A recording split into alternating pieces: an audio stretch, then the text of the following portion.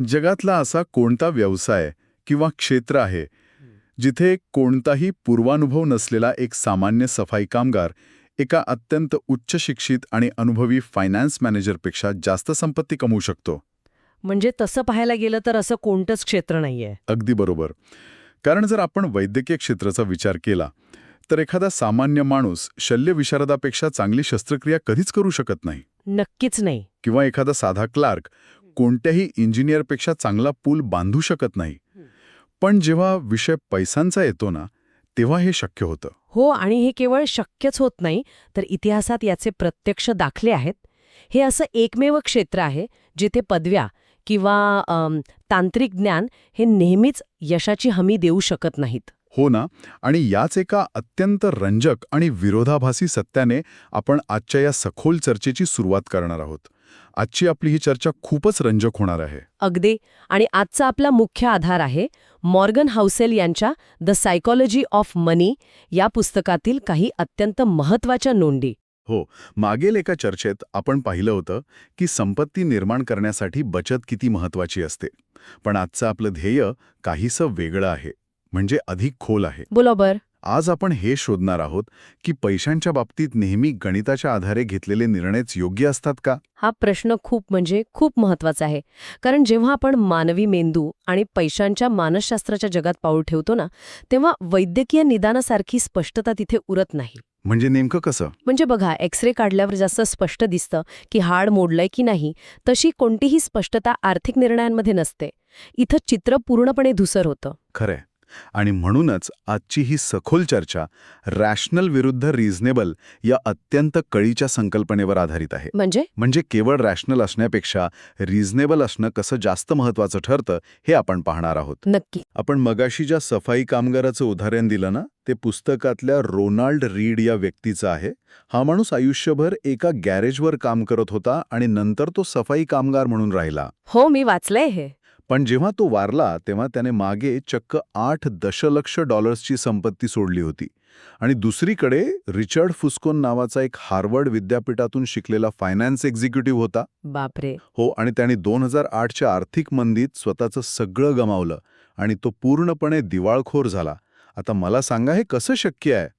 याचं मुख्य कारण हे आहे की आर्थिक यश हे तुम्ही किती हुशार आहात यावर अवलंबून नसतं, तर तुम्ही कसे वागता, तुमचं वर्तन कसं आहे यावर अवलंबून असतं. म्हणजे वागणुकीवर? हो, आणि वर्तन शिकवणं खूप कठीण आहे, अगदी अत्यंत बुद्धिमान लोकांनाही. म्हणूनच या चर्चेतून आपण हे उलगडणार आहोत की माणसाच्या भावना आणि मनशांती या गोष्टी केवळ स्प्रेडशीटवरच्या आकड्यांपेक्षा कशा वरचढ ठरतात. बरोबर.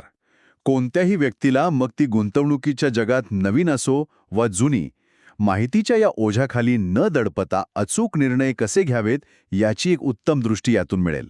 नक्कीच मिळेल. ठीक आहे, तर आपण हे थोडं मुळापासून उलगडून बघूया.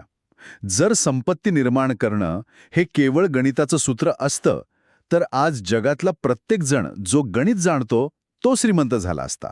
हो, सगळेच करोडपती असते. पण तसं काही दिसत नाही. हे समजून घेण्यासाठी आधी रॅशनल निर्णय म्हणजे नेमकं काय हे सूत्रांच्या आधारे समजून घेऊया. हो, सांगा ना. रॅशनल निर्णय म्हणजे असे निर्णय जे पूर्णपणे आणि शुद्ध गणितावर आधारित असतात. यात केवळ नफा, आकडेमोड आणि परतावा पाहिला जातो. म्हणजे कुठे सर्वाधिक नफा मिळेल हे कॅल्क्युलेटरवर तपासणं आणि तिथे आंधळेपणाने पैसे लावणं. अगदी बरोबर. रॅशनल दृष्टिकोन हा कागदावर अत्यंत निर्दोष आणि तार्किक वाटतो. जर एखाद्या व्यक्तीला गुंतवणूक करायची असेल आणि तिच्यासमोर अनेक पर्याय असतील तर तिने काय करावं? तर रॅशनल आर्थिक सिद्धांत सांगतो की तिने नेहमी तोच पर्याय निवडला पाहिजे जो सर्वाधिक अपेक्षित परतावा देतो. कारण गणितानुसार आणि तर्काची कसोटी लावल्यास तेच अचूक असतं. पण थांबा एक मिनिट, मला इथे एक गोष्ट खटकते. काय? जर गणितात 2+2 4च होतात तर मग आपण सर्वाधिक परतावा देणारा रॅशनल पर्याय का निवडू नये? जर आपण भावनेच्या आहारी जाऊन कमी परतावा देणारा पर्याय निवडला तर ते गणितात कच्चा असल्याचं किंवा जोखीम घेण्याचं धाडस नसल्याचं लक्षण नाही का? लोक याला भित्रेपणा म्हणणार नाहीत का? असा विचार येणं साहजिक आहे. म्हणजे जर आपण यंत्र असतो तर आपल्या डोक्यातली चिप सतत सर्वाधिक फायद्याचंच कॅल्क्युलेशन करत असती आणि आपण तोच पर्याय निवडला असता. हाच तर खरा मुद्दा आहे. आपण यंत्र नाही आहोत. आपण हाडा माणसाची माणसं आहोत. म्हणजे यंत्राला रात्री झोपताना भीती वाटत नाही, यंत्राला भविष्याची चिंता सतावत नाही. हे मात्र खरंय. कागदावर जे गणिताचे आकडे अचूक आणि आकर्षक वाटतात ना, ते प्रत्यक्ष आयुष्यात जगताना खूप वेगळे भासतात. म्हणजे थिअरी आणि प्रॅक्टिकलमधला फरक? अगदी तेच. कारण कागदावरचं स्प्रेडशीट हे बाजारातल्या पडझडीच्या वेळी एखाद्या व्यक्तीला धीर देऊ शकत नाही. माणसाचा मेंदू हा केवळ आकडेवारीवर प्रक्रिया करत नाही, तो सुरक्षितता शोधत असतो, भावनांच्या हिंदोळ्यावर स्वार असतो. म्हणजे थोडक्यात सांगायचं तर रॅशनल असणं हे एखाद्या लॅबमध्ये किंवा बंद खोलीत काम करतं. पण खऱ्या जगात जिथे माणसांच्या भावनांचा संबंध येतो तिथे ते गणित पूर्णपणे कोलमडतं. अगदी तसंच. आणि इथेच रिझनेबल असण्याची संकल्पना समोर येते. रिझनेबल असणे म्हणजे नेमकं काय? रिझनेबल असणे म्हणजे असा निर्णय घेणे जो एखाद्या व्यक्तीसाठी खऱ्या अर्थाने योग्य आणि सोयीस्कर आहे. मग तो कागदावर सर्वोत्तम दिसत नसेल तरीही चालेल. ओके. ज्या निर्णयामुळे एखाद्याला रात्री शांत झोप लागते, तो निर्णय त्या व्यक्तीसाठी रिझनेबल असतो. मला हे थोडं आणखी स्पष्ट करावंसं वाटतंय. आपण नेहमी ऐकतो की रात्रीची शांत झोप लागणं महत्वाचं आहे, पण गुंतवणुकीच्या बाबतीत याचा नेमका अर्थ काय? रॅशनल आणि रिझनेबल यातील फरकाचं एखादं अचूक आणि वास्तवातील उदाहरण आपण पाहू शकतो का? नक्कीच पाहू शकतो. आपण .com बबल किंवा अगदी अलीकडच्या काळातील काही अत्यंत अस्थिर अशा क्रिप्टोकरन्सीचं उदाहरण घेऊया. हो, ते उत्तम उदाहरण राहील. समजा गुंतवणुकीसाठी एक पर्याय आहे जो वर्षाला 50% परतावा देऊ शकतो. हा पर्याय कागदावर अतिशय रॅशनल आणि आकर्षक वाटतो. 50% म्हणजे खूपच जास्त आहे. हो ना, पण हा पर्याय अत्यंत अस्थिर आहे. म्हणजे आज एखाद्या व्यक्तीचे पैसे दुप्पट झालेले दिसतील आणि उद्या सकाळी उठल्यावर त्यातील 40% रक्कम अचानक गायब झालेली असू शकते. बापरे, एका रात्री 40% रक्कम गायब होणं म्हणजे एखाद्या व्यक्तीसाठी हा प्रचंड मोठा मानसिक धक्काच असेल. आणि हेच नेमकं होतं. दुसऱ्या बाजूला एक अत्यंत कंटाळवाणा वाटणारा पण स्थिर पर्याय आहे, जसे की साधा इंडेक्स फंड. बरं. जो वर्षाला कदाचित 10 ते 12% परतावा देईल, पण त्यात अचानक होणारे मोठे चढ उतार नसतील. आता गणिताच्या दृष्टीने विचार केल्यास तो 50% परतावा देणारा पर्याय उत्तम आहे. हो, गणितात तर तोच जिंकतोय. पण जेव्हा खऱ्या आयुष्यात एखाद्याच्या आयुष्यभराची कमाई त्या अस्थिर पर्यायात असते आणि बाजार अचानक 40% कोसळतो, तेव्हा त्या व्यक्तीला जे नैराश्य, जी भीती आणि जो तणाव जाणवतो ना, त्याची भरपाई कोणतंच गणित करू शकत नाही. अगदी खरंय. यावर मला एक वेगळी उपमा द्यावीशी वाटते. हो, सांगा ना. आपण या रॅशनल गुंतवणुकीची तुलना एका फॉर्म्युला 1 कारशी करू शकतो. अरे वा, छान उपमा आहे. गणिताच्या आणि वेगाच्या दृष्टीने पाहिल्यास फॉर्म्युला 1 कार ही एका ठिकाणाहून दुसऱ्या ठिकाणी जाण्यासाठी जगातील सर्वात जलद आणि रॅशियल वाहन आहे. हो. पण ती कार रस्त्यावरून चालवणं अत्यंत तणावपूर्ण आणि धोकादायक असतं. एक छोटीशी चूक आणि थेट भयानक अपघात. अगदी बरोबर. आणि दुसरीकडे आपली रिझनेबल गुंतवणूक ही एका भक्कम आणि सुरक्षित SUV कारसारखी आहे. ती कदाचित फॉर्म्युला 1 कारसारखी वेगाने धावणार नाही, प्रवासाला 2 तास जास्त लागतील, पण प्रवासात कोणताही ताण नसतो. हो, AC सुरू असतो आणि ती व्यक्ती सुरक्षितपणे अगदी मजेत आपल्या ध्येयापर्यंत पोहोचते. ही अत्यंत अचूक उपमा दिलीत तुम्ही. जेव्हा बाजारात मंदी येते किंवा अनपेक्षित धक्के बसतात, जे प्रवासात येणाऱ्या खड्ड्यांसारखे असतात, तेव्हा फॉर्म्युला 1 कारसारखी गुंतवणूक माणसाला रस्त्यावरून फेकून देऊ शकते. बरोबर. पण ती संथ SUV कार त्या खड्ड्यांमधूनही माणसाला सुरक्षितपणे पुढे घेऊन जाते. म्हणूनच कधीकधी जास्त परताव्याच्या मागे न धावता थोडा कमी पण अत्यंत स्थिर परतावा देणारी गुंतवणूक निवडणे जास्त शहाणपणाचे असते, कारण ती मनःशांती देते. पण इथे खूप मोठा पेच निर्माण होतो असं मला वाटतं. कोणता? जर ही SUV कार आणि मनःशांती इतकी चांगली आहे हे सगळ्यांना कळतं, तरीही लोक त्या धोकादायक फॉर्म्युला 1 कारच्या म्हणजेच अस्थिर आणि ताण देणाऱ्या गुंतवणुकीच्या मागे का धावतात? म्हणजे हे टाळणं इतकं अवघड का आहे? याचं सर्वात मोठं कारण म्हणजे इतरांची तुलना करण्याची मानवी प्रवृत्ती. तुलना? हो. माणसाचे आर्थिक निर्णय हे केवळ स्वतःपुरते मर्यादित नसतात. ते समाजात आपण कुठे उभे आहोत यावरही अवलंबून असतात. म्हणजे सोशल स्टेटस. अगदी.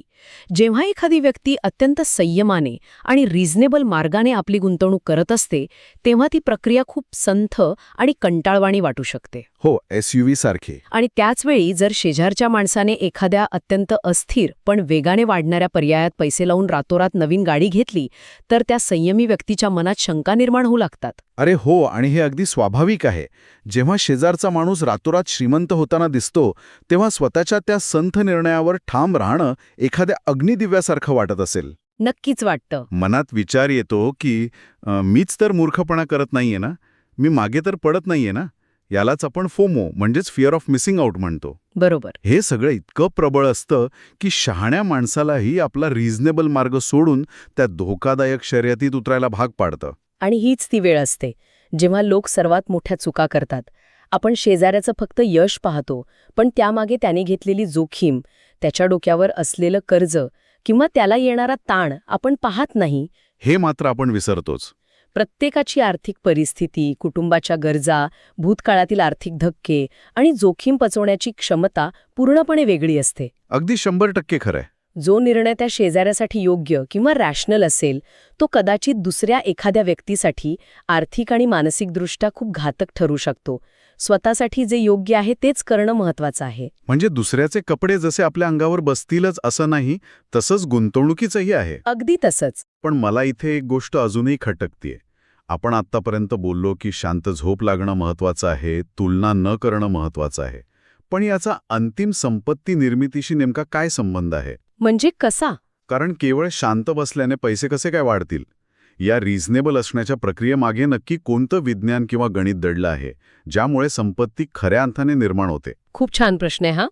आणि याचं उत्तर एका अत्यंत शक्तिशाली संकल्पनेत दडलेलं आहे, ते म्हणजे दीर्घकालीन सातत्य आणि कंपाऊंडिंग. कंपाऊंडिंग? हो. सूत्रांमधील सर्वात महत्वाचा निष्कर्ष हाच आहे की संपत्ती निर्माण करण्यासाठी केवळ जास्तीत जास्त नफा मिळवणं पुरेसं नसतं, तर बाजारात जास्तीत जास्त काळ टिकून राहणं आवश्यक असतं. कंपाऊंडिंग हा शब्द आपण फायनान्सच्या जगात सतत ऐकतो.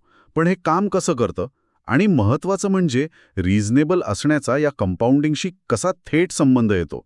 मला हे थोडं सोप्या भाषेत समजावून घ्यायचंय. नक्कीच सांगते. कंपाऊंडिंग म्हणजे एका बर्फाच्या गोळासारखा आहे, जो डोंगरावरून खाली घरंगळत येतोय. Snowball effect. अगदी. सुरुवातीला तो गोळा खूप लहान असतो, पण जसा तो पुढे पुढे जातो तसा तसा तो अधिक बर्फ स्वतःभोवती जमा करतो आणि त्याचा आकार प्रचंड वाढत जातो. हो. पण या प्रक्रियेत सर्वात महत्वाची अट एकच असते, तो गोळा सतत घरंगळत राहिला पाहिजे, मध्येच थांबता कामा नये. वेळेचा हा घटक यात सर्वात महत्वाचा असतो. हां, आता मला लिंक लागते. बरोबर ना. जेव्हा एखादी व्यक्ती अत्यंत रॅशनल पण अस्थिर गुंतवणूक निवडते तेव्हा बाजारात मोठी पडझड झाल्यावर ती व्यक्ती प्रचंड घाबरते. आणि मग ती काय करते? त्या भीतीपोटी आणि मानसिक ताणामुळे ती व्यक्ती आपले पैसे बाजारातून काढून घेते आणि इथेच तो बर्फाचा गोळा थांबतो. कंपाऊंडिंगची साखळी तुटते. बापरे.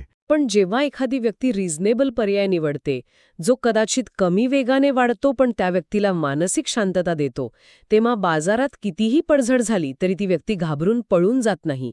ती व्यक्ती ती गुंतवणूक वर्षानुवर्षे टिकवून ठेवते. अरे वा.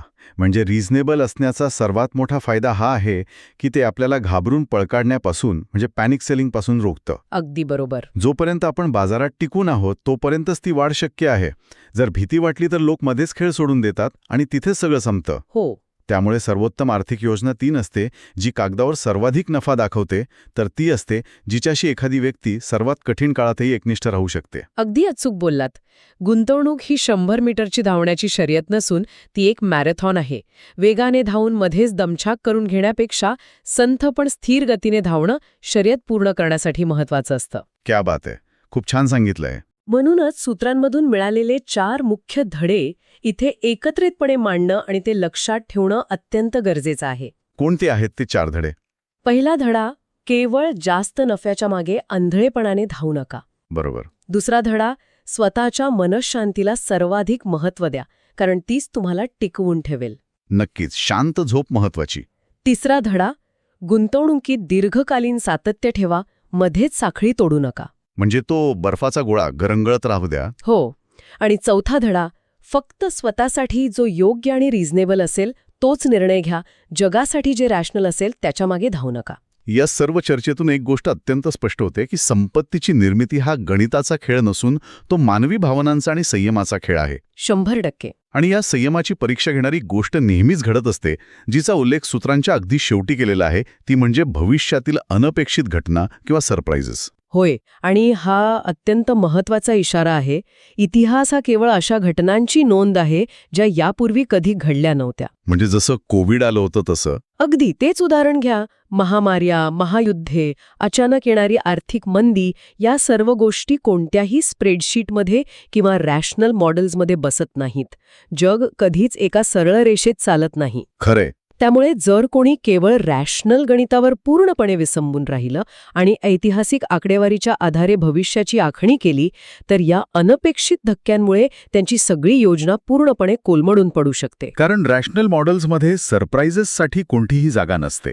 ते फक्त जे माहीत आहे त्यावर चालतात. अगदी. पण रिझनेबल दृष्टिकोनामध्ये एका प्रकारची लवचिकता असते, एक मार्जिन ऑफ सेफ्टी असते. आपण मान्य करतो की आपल्याला सगळंच माहीत नाहीये आणि म्हणूनच आपण असा मार्ग निवडतो जो या धक्क्यांमध्येही आपल्याला सावरून घेईल आणि शांत ठेवेल. अगदी बरोबर. अचूकतेचा अट्टहास करण्यापेक्षा टिकून राहण्याची लवचिकता अंगी बाणवणे हेच खऱ्या अर्थाने शहाणपणाचे लक्षण आहे. या संपूर्ण चर्चेने आर्थिक निर्णयांकडे पाहण्याचा दृष्टिकोनच पूर्णपणे बदलून टाकला आहे. पण या सखोल चर्चेच्या शेवटी आपण सूत्रांच्या आधारे पण त्या पलीकडे जाणारा एक विचार करूया. कोणता विचार? आपण पाहिलं की रिझनेबल असण्याने स्वतःच्या मनशांतीला प्राधान्य दिल्याने आपली आर्थिक वाढ आणि संपत्ती अधिक सुरक्षित राहते. हो. जर हा नियम पैशांच्या जगात इतका प्रभावीपणे लागू होत असेल तर तो आपल्या आयुष्यातील इतर क्षेत्रांमध्ये का लागू होऊ नये? म्हणजे तुम्हाला काय म्हणायचंय? म्हणजे आपण आपल्या आयुष्यातील इतर कोणते रॅशनल पण प्रचंड ताण देणारे निर्णय बदलून तिथे रिझनेबल मार्ग स्वीकारू शकतो. मग ते करिअरच्या शर्यतीत सर्वात वरच्या पदावर जाण्यासाठी स्वतःच्या आरोग्याशी केलेली तडजोड असो वा नातेसंबंधांमध्ये प्रत्येक वेळी व्यावहारिक विचार करण्याची सवय असो. खरंय, हे खूपच खोल आहे. गणिताच्या दृष्टीने जे सर्वात फायद्याचे वाटते ते खरंच आपल्या आयुष्याच्या गुणवत्तेसाठी फायद्याचे असते का? जर रिझनेबल असणे हेच अमर्याद संपत्तीचं रहस्य असेल तर कदाचित तेच एका शांत आणि समाधानी आयुष्याचंही रहस्य असू शकते. नक्कीच. हाच विचार आज आपण स्वतःसोबत घेऊन जाऊया. हा खरोखरच प्रत्येकाने स्वतःला विचारण्यासारखा आणि कृतीत आणण्यासारखा विचार आहे. नक्कीच. ही सखोल चर्चा ऐकल्याबद्दल खूप खूप धन्यवाद. स्वतःच्या मनःशांतीला जपत रहा आणि योग्य निर्णय घेत रहा. पुन्हा भेटूया अशाच एका नव्या विषयासह.